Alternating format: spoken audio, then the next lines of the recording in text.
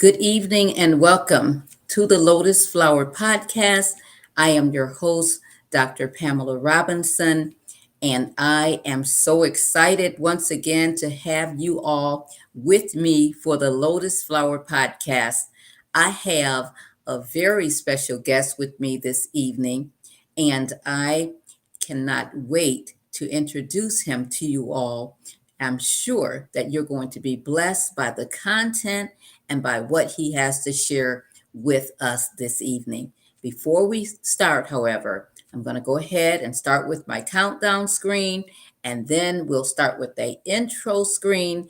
And then at that time, I will go ahead and introduce our special guest for this evening. Once again, thank you all for joining me this evening for the Lotus Flower Podcast.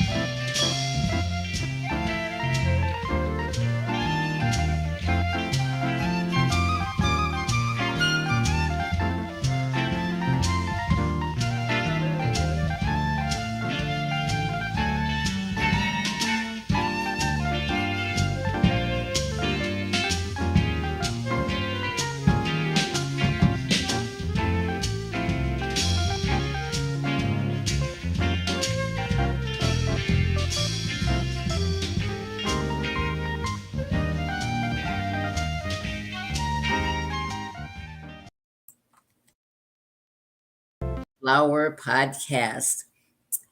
My special guest this evening is Darian Iverson. He is a certified personal trainer and the player development coordinator for the North Carolina Central University football team in Durham, North Carolina. Darian Iverson is a fitness professional and a certified personal trainer with 20 years of training experience in North Carolina, Florida, Georgia, Maryland, and Virginia. Iverson works with a diverse population, including everyone from children to seniors, as well as fitness beginners and weekend warriors to professional athletes and collegiate football players. In addition to working as a personal trainer, he was recently named the Player Development Coordinator of the North Carolina Central University football team. In this role, his primary responsibilities is to enhance the student athletic experience through holistic and international programming and initiatives. Before his move to the East Coast, Iverson launched his fitness career in Central Florida as a trainer at the Lifestyle Family Fitness. Iverson was ranked among the top 10% of trainers in the company that had over 500 trainers nationwide in a club that was one of the highest grossing fitness centers in the country. He is a certified he is certified by the International Fitness Professionals Association with a nutrition and corrective exercise specialization. Iverson holds a master's degree in exercise physiology from the University of Central Florida and a bachelor's degree in movement science from the University of Pittsburgh. Iverson is currently a resident of Raleigh, North Carolina. He is happily married to Kimberly, and is the proud father of a 3-year-old daughter, Carrion. In his spare time, he enjoys traveling, reading, cooking, talking to friends and family, and working out. Before I bring him on the screen, I would like to peruse his website a bit.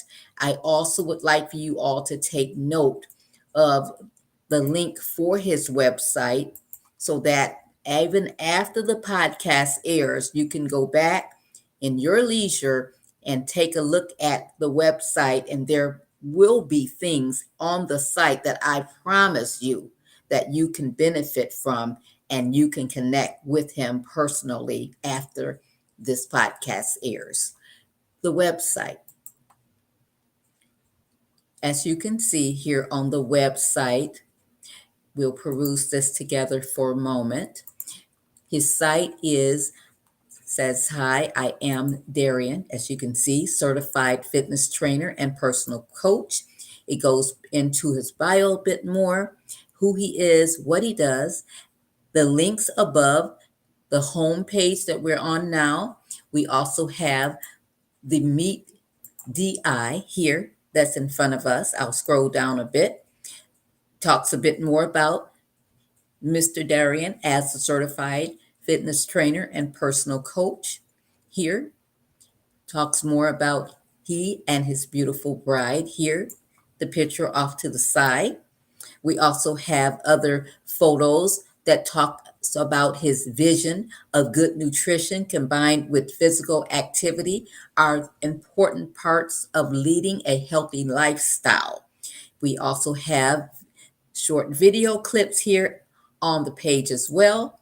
We have book online here, the next link, if you want to book a session.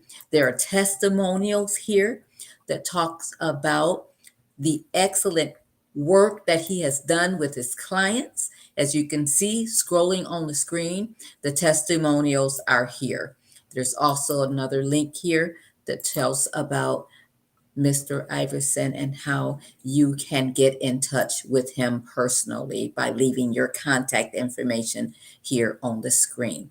So that is the website as we peruse through it rather quickly. But once again, I want you to take your time and I want you to go back, and I'd love for you to watch some of the videos on his site as well as read about some of the initiatives that he offers. And in reading, I would like for you to reach out to him and be sure to ask about how he can help you to enhance your life. And if you're already one that is working with your health and exercising, or maybe even having a personal trainer, you can still send a shout out to him by just sending him a word of encouragement or talking with him to share your personal stories as well. I'm sure he'd love to hear from you all.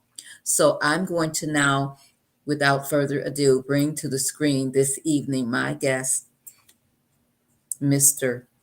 Darian Iverson.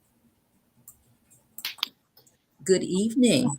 Good evening to you, Dr. Robinson. Thanks for having me on. Yes, thank you so much for being my special guest this evening. And thank you for what you do for our community and for our people in this listening audience and in the virtual audience and in the audio spaces that will listen tomorrow. Thank you for helping to make their lives even better than what they already are, for enhancing the lives of all people. Is so important. So tonight, before we go into our topic, I would like for you to greet our guests in whatever way you feel fit this evening, as people are coming on and watching and listening to the podcast this evening.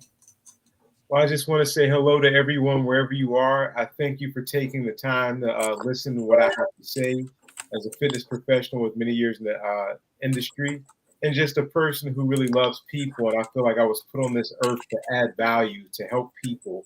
And I feel like God blessed me with a gift of encouragement, a gift of having a passion and love for fitness, and a gift for just really wanting to help people. And I think I get it honest because both of my parents are they lead with their heart. My mom was a social worker growing up, so she was always just taking care of people at a nurturing spirit. And my dad, even to this day, he is just the most loyal person to all of his friends. One of his friends, who's about 10 years younger than him, was an athlete his whole life, had a stroke about a year and a half ago. And there's been countless people who've said, if it wasn't for your father, we don't think Calvin would still be alive, just because he goes to check on him. They live in Atlanta, and he drives 45 minutes a couple times a week just to go shave his head, encourage him, take him lunch, and you know what I mean, just help uplift the spirit. So I think, that was kind of part of my DNA, and before I even really knew it. And so that's what I have dedicated my life to doing, just helping add value to any people's lives, that whether it be through fitness, whether it be through words of encouragement, whether through just being a listening ear. So I'm honored to be here and share this platform with you. Thank you. Now, I know I took the time out and I read your bio, which is just amazing, but I would like for you to expound a little bit on it. You said when you started, your mom was a social worker and your dad was just really such a helper and loving on people. And so you grew to love helping. However, when I read your bio here and it talks about your degrees, you went and you got a bachelor's degree as well as a master's degree centered around fitness and health and all. So what really pushed you into wanting to pursue even degrees at universities in the helping profession? Because you could have went another way with it. Yeah, you know what? That's a great question. I think one of the things that was always instilled in me was like, you should pursue your passion, right? I Mhm. think the generation before my mom and her generation was taught go to college, get a good job, and just what I mean, be able to take care of your family. But I think I was always encouraged to like pursue what really the desires that God put in my heart. And I think from a very early age, when I was a kid, every time I reflect back on my career and the genesis of me getting into fitness and working out, when I was like 7 or 8 years old, I used to watch ESPN, and they used to have these big muscle guys on the beach with like these women in bikinis working out. And I remember one of my Christmas presents as a young child, I asked my mom to get me like a sand weight bench, and I was always just fascinated with the body and working out. And then I think as I got older and became an athlete, I wasn't always the biggest, the fastest, or the strongest. So I was always looking for ways to give me an extra edge. And I think I just kind of gravitated towards weights and everything like that. And as I ended up matriculating to college and played college football and ended up being injured, I knew I wanted to stay involved in fitness and athletics because it was just before I even knew about the scientific benefits mentally of exercise, as far as the releasing of endorphins and serotonin. When I was struggling with depression in high school, I just knew that working out was an antidote to make it made me feel better. Mhm. Before you even told me anything scientifically about it, it was just kind of like my refuge. That's good. That is excellent. So it sounds like it came about as more at a lower point, that something that pushed and compelled you to push above and beyond maybe some obstacles that could have hindered you from going in that direction, because maybe like you said, maybe you weren't as good, or maybe you weren't as big, but you took that and you used it for something to push you even further beyond probably even your wildest expectations, which leads me into now you're a personal trainer with over 20 years of experience, and also in Florida when you ranked at 10% of the trainers in the fitness arena, and especially where you were working in Florida at Lifestyles Family Fitness with over those 500 trainers nationwide, you were at the 10% mark. I just want my audience to know that never to quit. He started off with humble beginnings, thinking that, well, I'm a little smaller, might not be as good as the others, but you did not give up. And that's what I want people to know as we go even further into this topic this evening, is to never quit and to never give up and chase your dreams, which led you into moving to this area of Raleigh, Durham, the Triangle area. For those that don't know, we call it the Triangle because it's Raleigh, Durham, Chapel Hill, and the surrounding areas. And when you moved here, you told me before we came live that you moved here roughly 2 years ago, and you had to basically start from the ground up, not knowing anyone here. Correct. Tell my audience before we go into those the other talking points. Can you please tell them and encourage someone that's listening that might have relocated to a whole nother place and they feel lost? They feel like they don't, how what am I going to do here? How am I going to get footing? Can you tell them how that worked out for you? Um, I think it's one of those situations where it's that the more you live, right, the Mhm. more you have to just learn to depend on God when you're stripped of everything that you have, all of your comfort zones and stuff like that. And so you just have to. It's basically like a faith journey, a faith walk. Mhm. And I think that I've been forced to trust Him.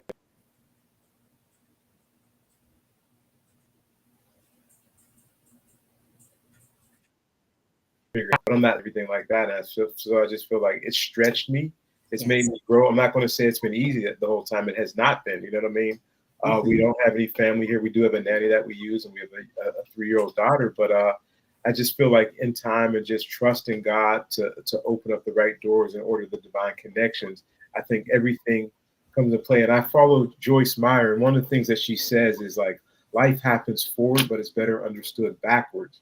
Meaning Okay. that when you're going through things at the time, you don't really understand the purpose, the synchronicities, the people that you meet, and it seems like a coincidence, but it was kind of what Oprah would call a God wink moment. Who Right. even the way I met you, kind of happenstance just this past week at the farmers market. You know what I mean? You just happened to walk past my table. You weren't really, I don't know, interested, but you stopped, and I said, "Hey, let me get your number." You're like, "No, I'll take your information." And I'm so, you know what I mean? And so, 4 days later, here we are right now. So I just think that you just have to have faith. And I feel like, we go through different things in life, the challenges, but I think, He doesn't put us through challenging situations for no reason. There's purpose behind it all. Mhm. So I think if you just go to with a positive attitude and, He knows what we need more than we know for ourselves, He will open up the right doors and, give you the things that you need in order to be successful.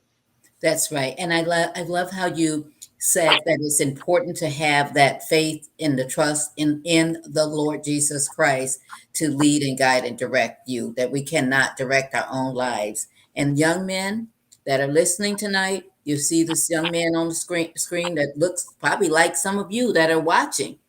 I want you to take note, and I want you to know that God does not have any respecter of persons. If He did it for Darian, He will do it for you. And then before we move further into the topic, I also want you to expound a little bit on your promotion to being a player development coordinator for the North Carolina Central University football team. Tell us, how did that come about and what do you do within that role? Okay, well, that's a great question. So when we moved to the area a couple of years ago, I had a desire to get back into athletics, college or professional athletics. After I finished grad school, I ended up working for the Buffalo Bills briefly in scouting and everything like that. And then after that opportunity ended, I kind of started my fitness career. And I think over the years, having a lot of friends who've kind of matriculated in that type of profession, whether it's professionally or collegiately, I kind of always like football is a huge passion of mine. I went to college to play football, ended up having to retire early because of injuries, concussions, and everything like that. But my wife was like, "Babe, I want you to really pursue your dream. Like I've been a trainer a long time. I've been had a lot of success over my career, and it was just like it was one of those things where if I didn't try now, you Mhm. know, she didn't want me to have regrets 20 years from now. Okay. So I reached out to some schools in the area looking just for an opportunity. So I started off actually as a volunteer, helping their strength and conditioning coach train the players the past 2 years. And then this summer, I talked to one of the coaches. I was like, "Look, I feel like my skills would be better utilized to help in the player development role." And what that is the most generic explanation of it is I would just say almost like a life coach for the guys, but it's a little Mhm. bit more than that. I mean, there's three primary things that we focus on. One Mhm. of them is personal wellness, mental health, making sure the guys are doing well. I mean, there's a lot of pressure on them in Division 1 athletes playing a very gladiator sport, being away from home, having aspirations, some of them going to the NFL. So there's lots of pressure on them. In addition to being good students and what I mean, being on pace Yes. to graduate. The second component of it is uh, career community impact. And so that's when we go and give back. Our coach is very big on just giving back to the community using our platform. The mantra that we kind of say is that it's bigger than the game. You know what I mean? But we're going to use this game because after most of these guys won't go to the next level, but while they have this platform and they are role models for kids in the community. So just 2 weeks ago, we did a book bag giveaway to a middle school, right? But at the beginning of the school year. And then we went to Durham Head Start a few days later and just kind of pumped up the kids on their first day of school. You know, and those little moments like that, those kids will remember that for the rest of their lives, probably. You know what I mean? And it could change the trajectory of their life. So that is community impact, personal wellness, and then career development, helping these guys develop the soft skills that they need to be, productive citizens in the environment. You know what I mean? Helping them find internships in their disciplines and everything like that. So we'll have career, I call them speed dating seminars, where we'll bring people from different companies and different disciplines and have them give them a 30-second elevator pitch about, what they want to do and how they can be an asset to the company. So that's kind of the Cliff Notes version of what I do, and it encompasses some other things as well. But that is amazing to be able to build them up, not only with their athletic ability, but the other parts of that, their values and their character, integrity, that inner stuff, that we can't see on the outside, the muscles and being strong and looking good and all of that. But the inner things is what they need, and giving back to the community. That's amazing. So thank you so much for what you are doing. Tonight, our topic is going to be centered around the powerful connection between physical fitness and mental health. And I thought it would be fitting that we would talk about this topic with you being a personal trainer and all, and working with the athletes. I thought, the connection between fitness and mental health is something that is paramount these days. absolutely. So, yes. So how did you get into fitness? And you told me a little bit about this, but let's expound a little bit further about how you got into fitness and why you made it a career. You told us about that your dad was such a helper, loved helping people, and still has a friend that he drives 45 minutes away now just to cut his hair and encourage him. And mom being a social worker, woohoo, like me, and all. She has the best profession. They were helping. And then you had it in your spirit. The Lord already knew that what you would do, but you didn't as a little boy, coming on through and everything. And you made it a career. So tell us just a little bit more. I'm sure there's a bit more you can expound on about your fitness journey and your career. So absolutely, like I said, I've always been fascinated with exercise from an early age, and I think that kind of intensified a little bit more. I took it a little bit more serious once I got to high school and was playing football. And I'm a freshman. I'm 5'4", 125 pounds, going against 17, 18-year-old seniors who were like 70, 80 pounds bigger than me. So I knew I needed to get bigger, right? So that's when I really became, and I would say, obsessed. And then I was raised in Pittsburgh in the mid 90s, right? That's when I was in high school and middle school, and the gang violence was very heightened there. And we lived in a neighborhood that had gang affiliations. I mean, the street that I lived on was just on the edge of it, but there were still, and so it was kind of a blood territory neighborhood. And so I went to private school. I didn't hang out with a lot of those kids. I wore coat and tie. So oftentimes, I was getting bullied by people wanting to move up their ranks in the gang. And so like, oh, no, who else did that pick on except this little kid who we don't know, who talks proper, who's not selling drugs with us and everything like that. So I felt like, I was always, every day I had to watch my back, whether I was going to get jumped or a gun pulled on me. And so one of the things that was kind of an outlet for me was just to kind of work out to get bigger. So I felt like a little bit more confidence to be able to defend myself. And to, again, being an athlete, I was always trying to find ways to get better. So I think those two things were intrinsic motivating factors that kind of really helped me stay focused on that. And I think with that, those things and just different things you go through in high school, I was probably battling some low-grade depression that I didn't know that's what it was then, but I said, every time I work out, I feel better. Mm-hmm.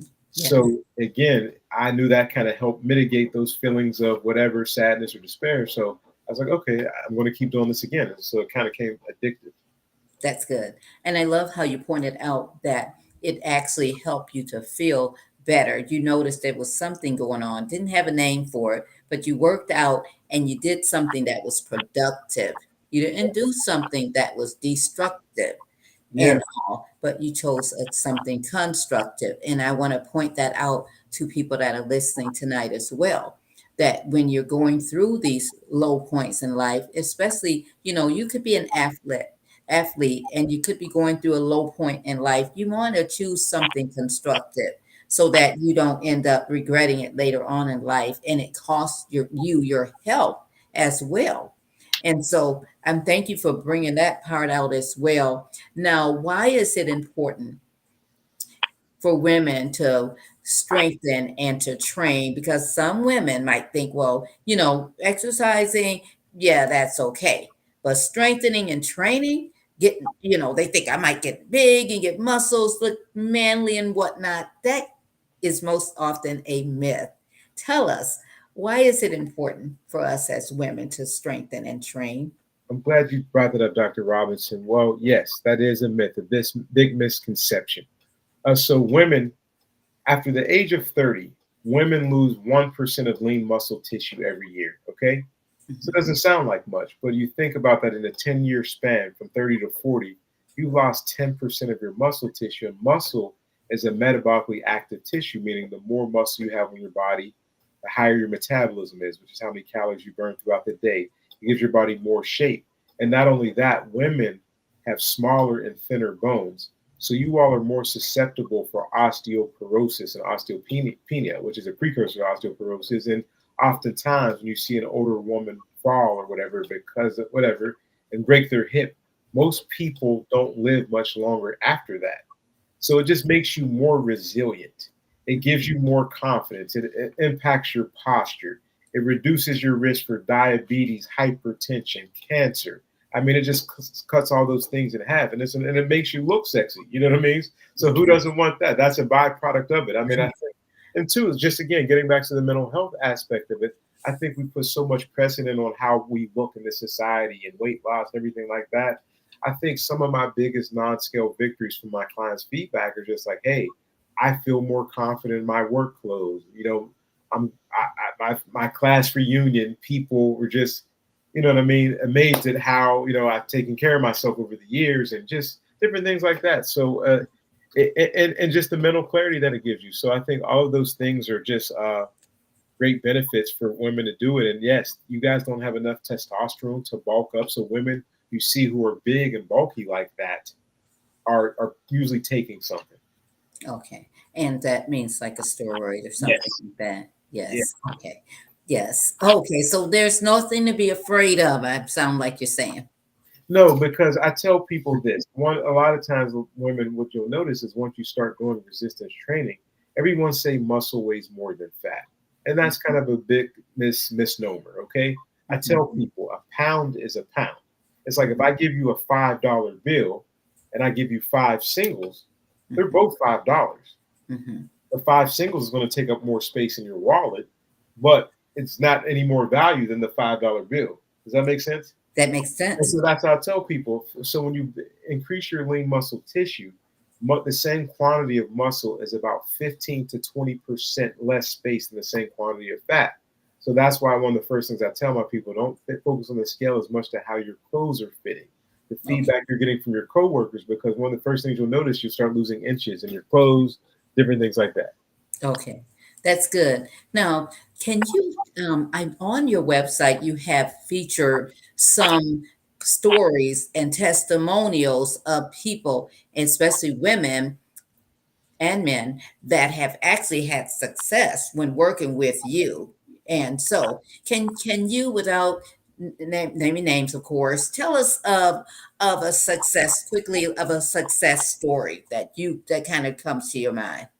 Well, one, I just trained her this morning. One of my clients, it was in Orlando. Hadn't seen her in 7 years, since I, lived there, and trained her back then. And she reached out to me earlier this year. She's like, "Hey, Darian, are you taking on more clients?" I said, "Absolutely." She's in her mid 54 years old, a grandmother, a very busy CEO of a company and travels, internationally, has a crazy schedule, but was committed to training 3 days a week with me and said, we're going to do this. Okay. Uh, Long story short, about 3 weeks ago, I was like, hey, I'm not up there seeing you in person. I see you on FaceTime, on a Zoom, right? So Mm-hmm. I don't, and every 4 to 6 weeks, she would take her measurements on a scale that would give us all these readings, how much what her body fat was, how much weight she lost, blah, blah, blah. The scale didn't change that significantly, right? So then she had been sending me her food journal. I know she was doing all the things. I knew I was training her hard. So she sent me a picture of when we first started versus to how she looked now. And I was blown away. I was like, holy crap. She said she has much less back pain.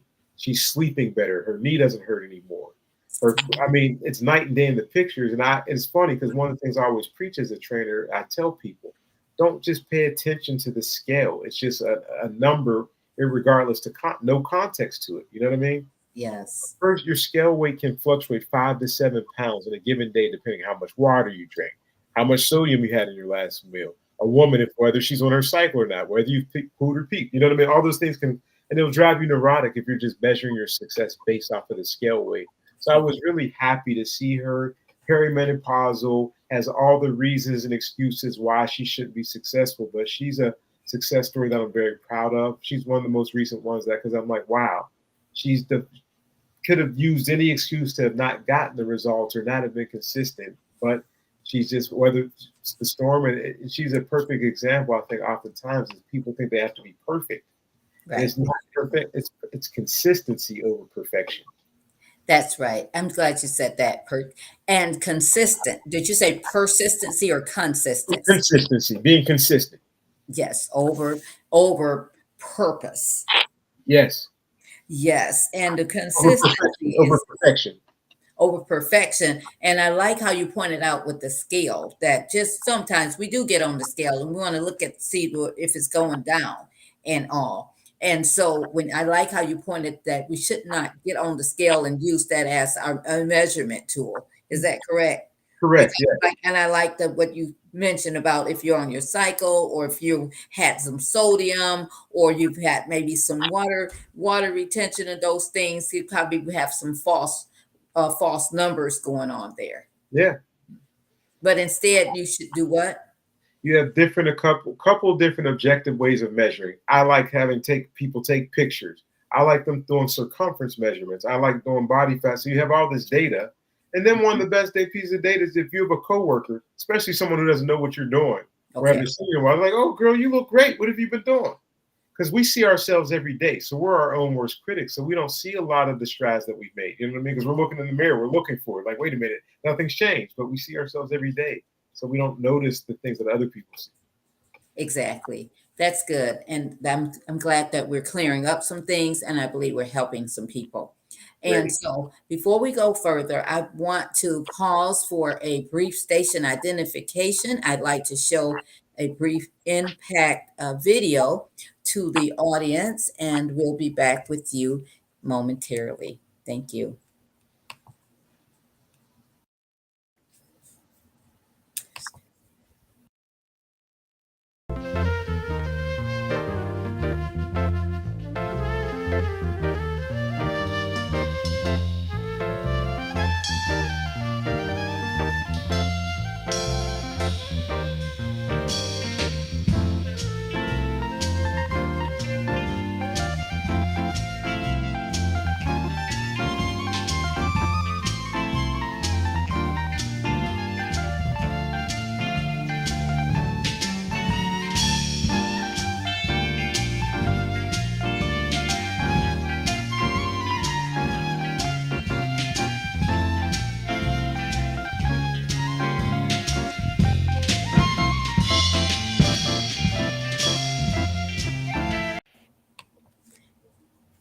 Thank you all for watching the impact video. Lives are being changed because people are watching and viewing, listening to, and taking in the information that's being shared on the podcast. You know, it is the flower that blooms in adversity that is the greatest of them all. You can see here on the back, I have that slogan. It is a motto that I follow every single day. blooming and blossoming. So as we go further talking to Darian, I want you to listen closely and see if the Lord is actually saying something to you specifically of something that you need to do to improve or enhance your health. You may already be doing very well with this, or you may be someone that's just starting out. It's a continuum.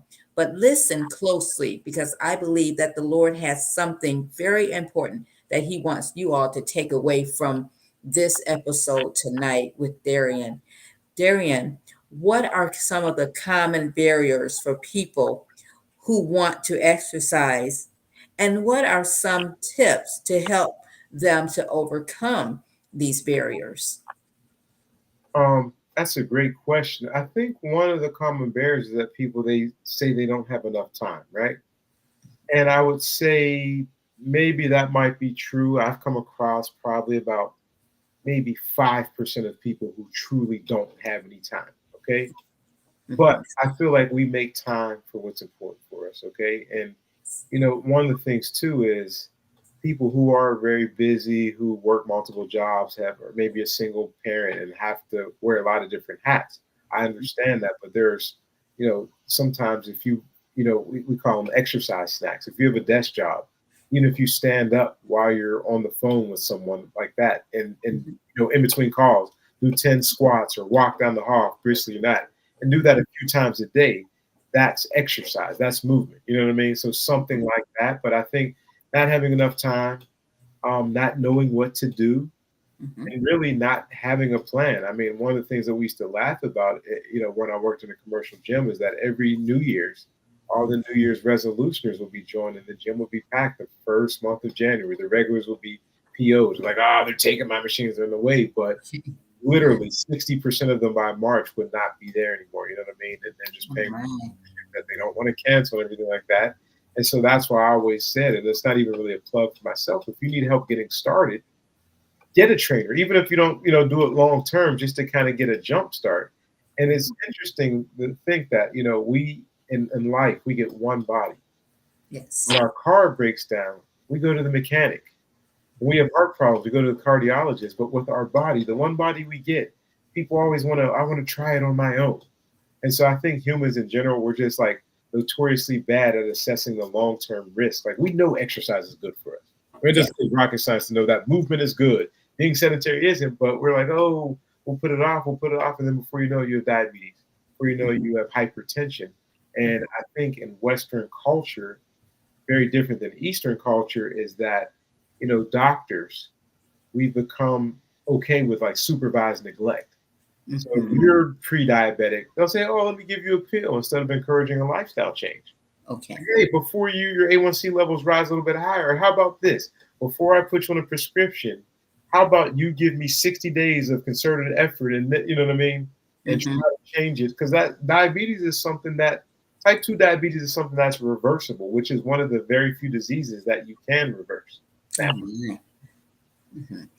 I had no idea that it is just to that extent of people, the dedication that they put in to watching Netflix, the dedication that they put in to going out. If people are going out and enjoying themselves, whatever that might look like, the dedication that they put into that, take some of that same dedication and transfer it over into exercising, into actually taking care of our physical health and all.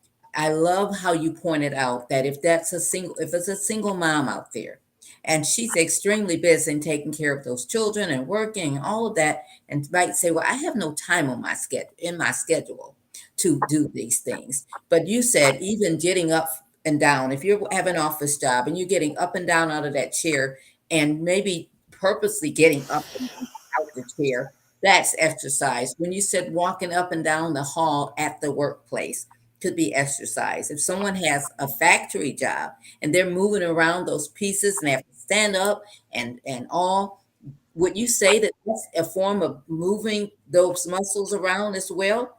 They might not intentionally see it as exercise, but could it be Yes, that it is. a form of getting movement to the limbs and whatnot as well? our body is meant for movement. We are not meant to be sedentary. And it's interesting that there's a documentary that I haven't seen yet on Netflix called The Blue Zones.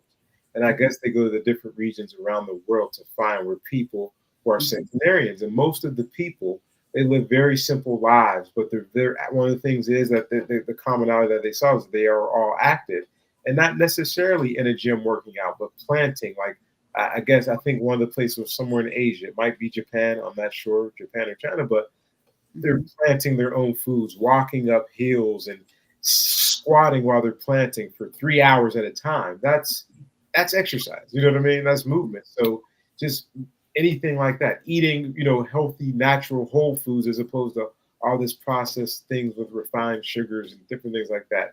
Having social connections, those types of things that kind of really nourish and enrich your life. That's good. Now, Darian, is it ever too late for a person to begin to exercise? Say if they've not had anything to do with exercising and they are now 73 years of age. And but yet and still they have their right mind and they got some activity of their limbs.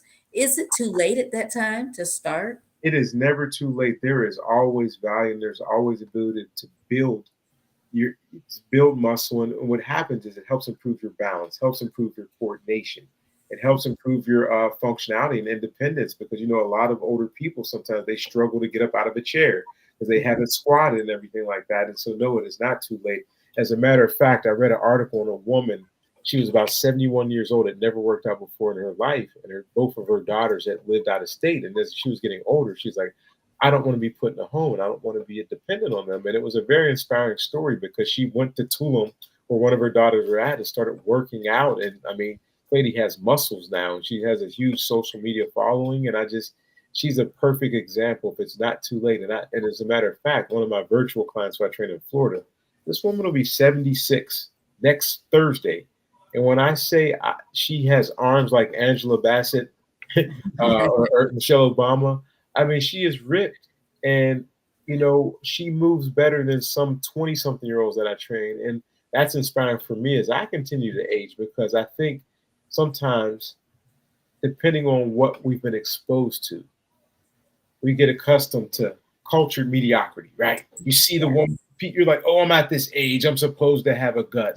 Oh, Sister Martha at church, she's, has diabetes and hypertension. It's because that's what happens at 65. No, that doesn't have to be your narrative, your story. But I think if we see that's all we see, we just become, okay, well, that's it for life. And no, you can always fight it as best you can. And with some lifestyle change, you can reverse a lot of that stuff. That's good. And then let's go back just a little bit to our children when they are little and all. And we're actually modeling for them what it looks like to be healthy and to choose healthy foods and to exercise and take care of our mind, body, and our souls, and especially the body and the physical fitness aspect of it. How do we begin to train our little children to know that this is an important part of the overall scheme of life? I think that's a great question. I think children, me having a 3-year-old daughter now, I know that she's a sponge. She's very more in tune to things than you would think one would be at that age. Okay. And so because of the lifestyle that I lead, my wife and I lead, I make, chicken breast, asparagus, and different, healthy whole foods. And, and that's what she likes. Okay. So, so I'm happy that, this is being ingrained in her at an early age. So that becomes her norm. Like, I mean, I don't think she even had juice her first 2.5 years of life. And so she craves water. My mom was on FaceTime with her a couple of weeks ago. She's like, she's eating all those strawberries. You didn't put any sugar on them? Just some stevia? And I'm like, no, I don't need to. I mean, yeah, it might taste a little bit sweeter, but if she's used to that, like right now, I want to set her up for success. I want her to be healthy and, instill those things at a young enough age so that it becomes intrinsic for her to, oh, I want to have an apple, or I need to work out before I go hang out with my friends when she's in college, different things like that. That's good. My wife and I try to demonstrate that behavior. We bring her around when we're working out so she can see it. And I let her see the videos of people that I'm training. This is what daddy's doing. So that becomes normalized for her. That's excellent.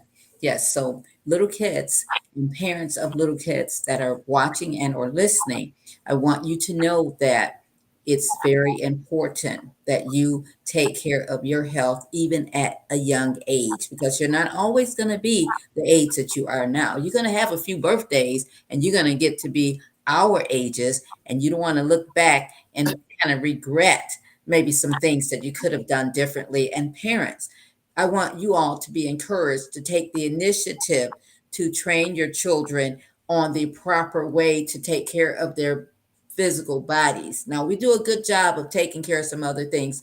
We, especially as African Americans, we love our sometimes our culture and different nuances that go on in our culture, and we embrace certain things, but some things we don't embrace is the part about the health and about the exercise and all of that. And we want to really be big on that, especially even when in our formative years.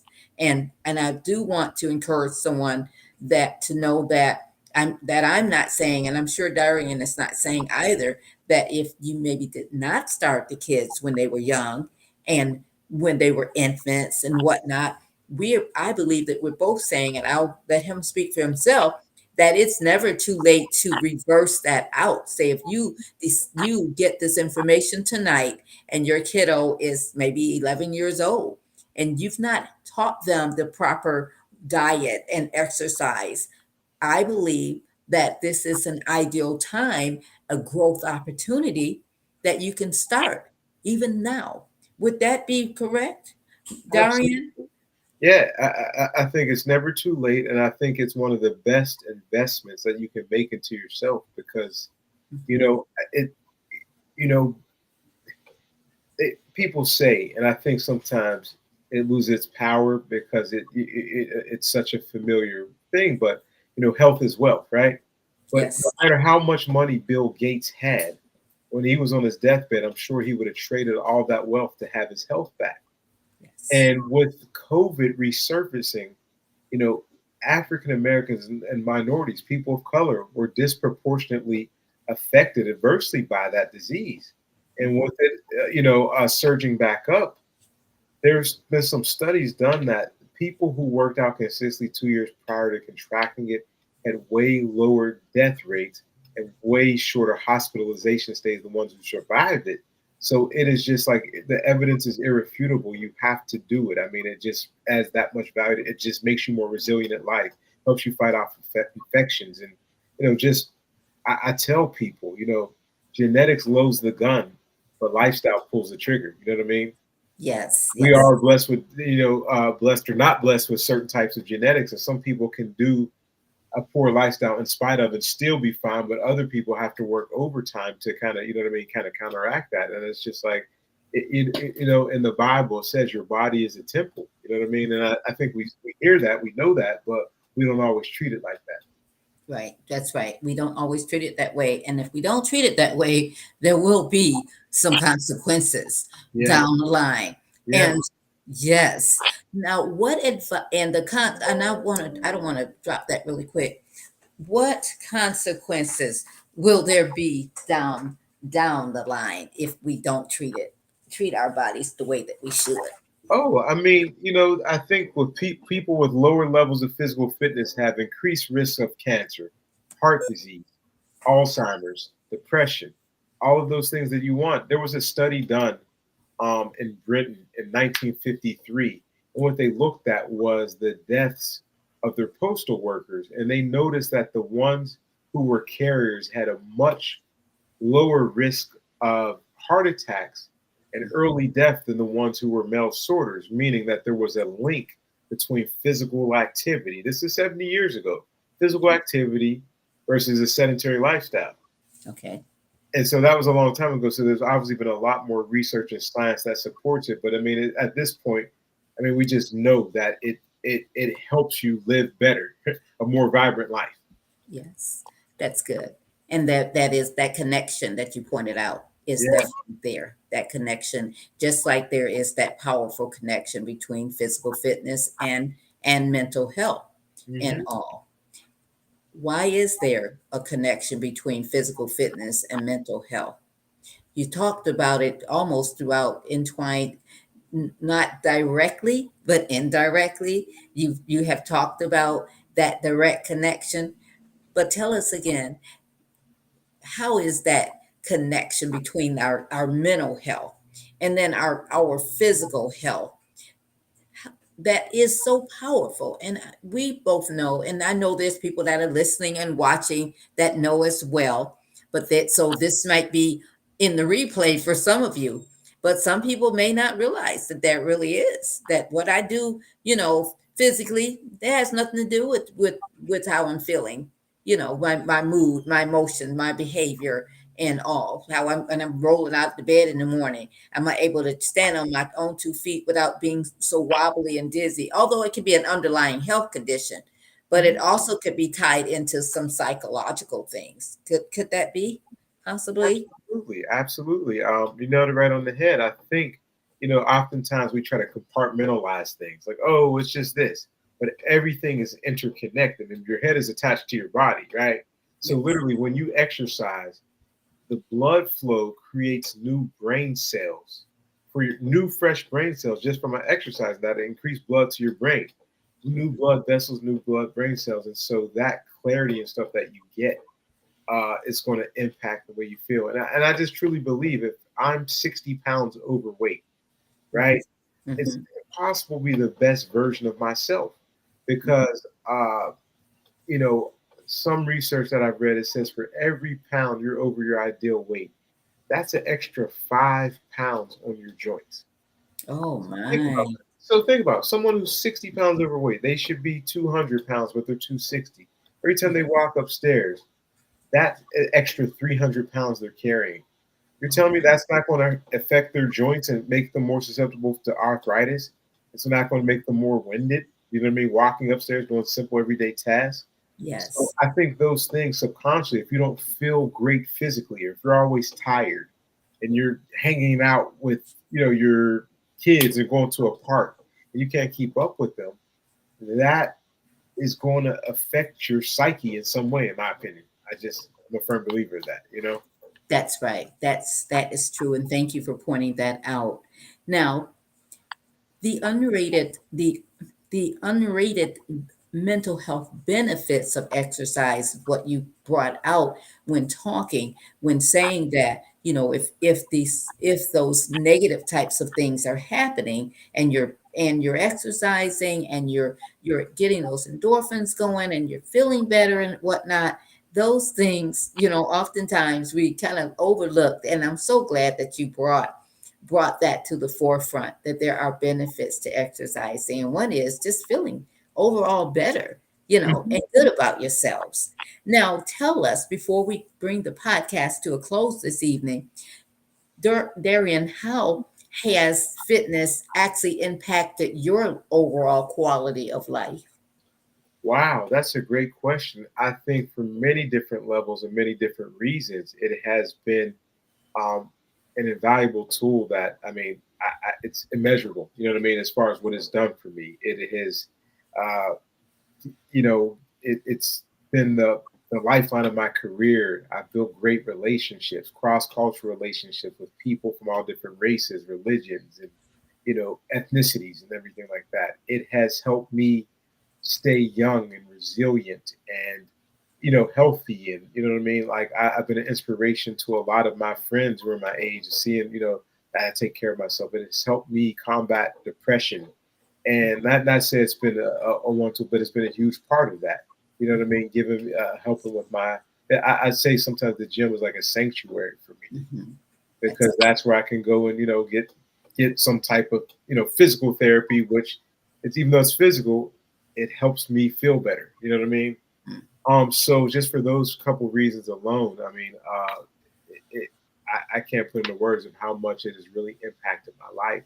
I mean, mhm. because when you look good, you feel good, and when you feel good, it's Deion Sanders, you play good. But I think you enjoy life more when you're healthy. Yes, Absolutely. I totally agree. I totally agree. Now, Darian, is there anything that you would like to share with the listening audience that maybe we didn't talk about this evening before we bring the podcast to a close? Um, I would say, I would just say, envision how you want to live the next 20, 30 years of your life, and thinking of everything that you're doing. Is it in alignment to support those goals? You know, do you want to be able to see your grandkids go up and go to college? Do you want to, you know, uh, move up in the corporate world and everything like that? I feel like anytime you're investing into yourself, holistic wellness, not just even, mentally, physically, and everything like that, just investing in yourself, it's just going to help. The byproduct of that is a better you. That's good. So if you're not feel like you're living your best life right now, Mhm. why wait till January? That's not promised or guaranteed. Make take some baby steps today. Come up with. I always talk to people about creating SMART goals: specific, measurable, attainable, realistic, and time sensitive. That's That's the acronym. So yeah. Mhm. That's good. And so I would like to thank you so much for coming on to the podcast.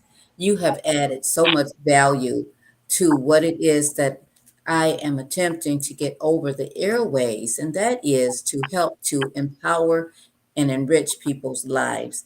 And for that, I am so grateful. I'm so grateful that you're such a humble person, and I'm sure that people can really receive what you're saying, you know, in such a way that they'll take what you're saying and they will actually make some changes in their lives.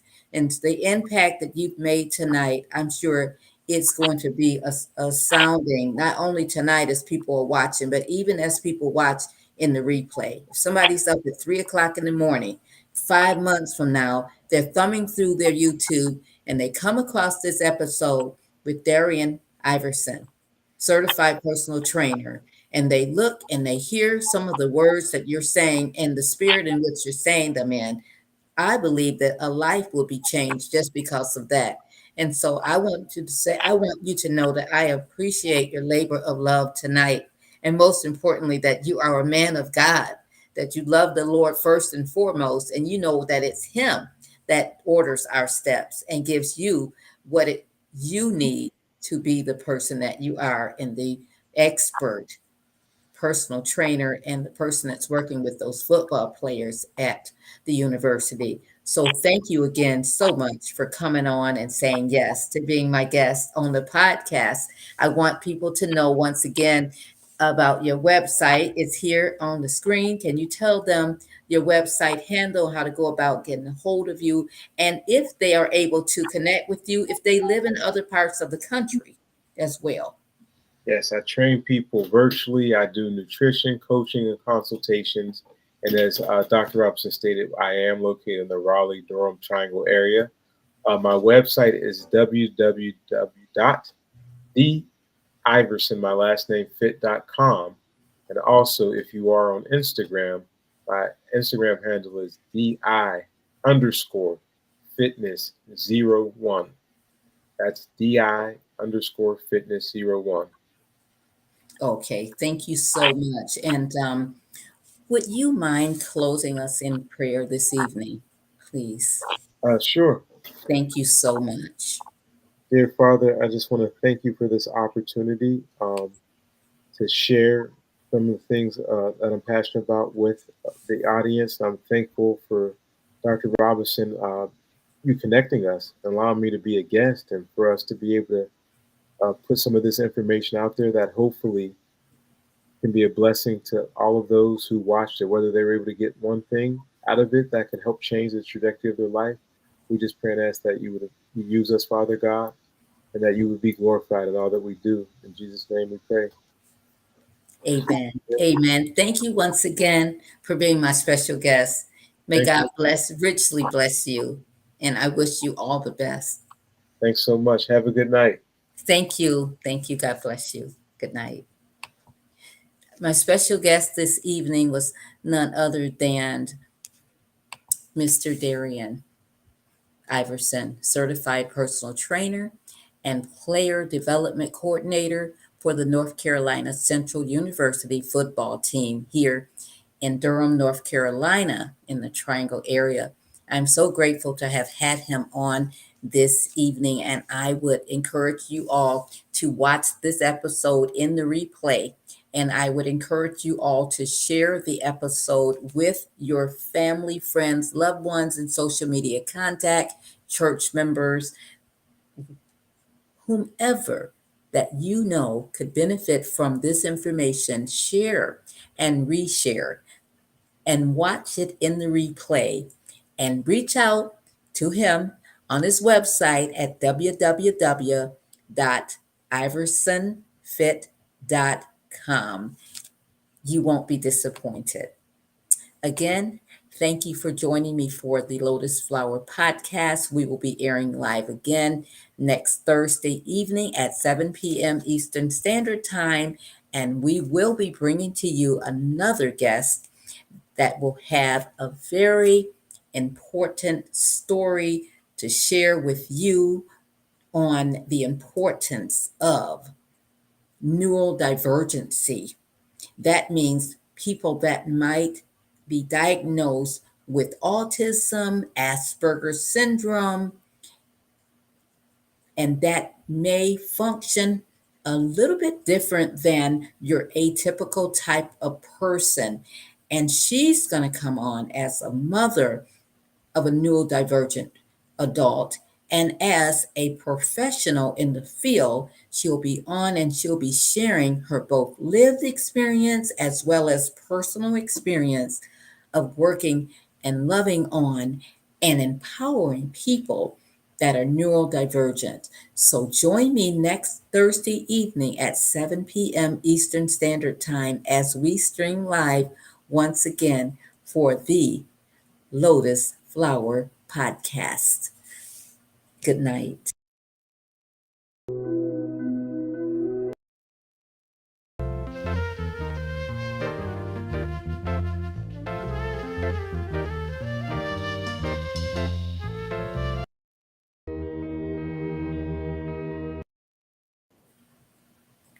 I tell you, back to technical difficulties this evening again, but we're going to go on. I'm going to close out once again with my exit screen. And I'm thanking you once again for joining me for the podcast. And we will try this again to close out the podcast. Thank you so much.